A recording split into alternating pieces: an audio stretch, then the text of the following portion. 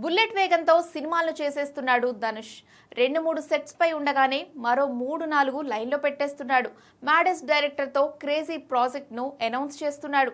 Present Vignesh రాజా దర్శకత్వంలో ఖరా చేస్తున్న Dhanush next Raj Kumar పెరియాస్వామితో collaborate అయి D55 ను ఈ మధ్య పట్టాలెక్కించాడు. ఇక మారి సెల్వరాజ్ తో D56 అనౌన్స్ చేశాడు. ఇవే కాకుండా అరుణ్ మాదేశ్వరంతో ఇళయరాజా బయోపిక్, ఓం రౌత్ దర్శకత్వంలో అబ్దుల్ కలాం బయోపిక్ ఉండనే ఉన్నాయి. ఇవే కాదు ఇంకా చాలా దాచాడు ధనుష్.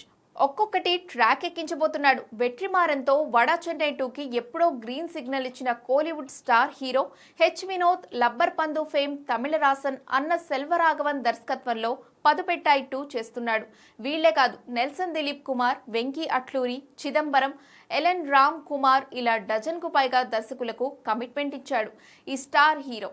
రెస్ట్ అనే పదాన్ని మర్చిపోయి కూడా బ్యాక్ టు బ్యాక్ చిత్రాలను లైన్లో పెడుతున్నాడు ధనుష్. మిగిలిన హీరోలు పాన్ ఇండియా మోజ్లో పడి డిఫరెంట్ స్టోరీస్, బిగ్ బడ్జెట్ అంటూ టైం తినేస్తుంటే అండర్ బడ్జెట్తో చిత్రాలు కంప్లీట్ చేసేస్తున్నాడు. ఎక్స్పెరిమెంట్స్ జోలికి వెళ్లకుండా తనకు సూట్ అయ్యే కథలను ఎంచుకుంటూ దూసుకు వెళ్తున్నాడు.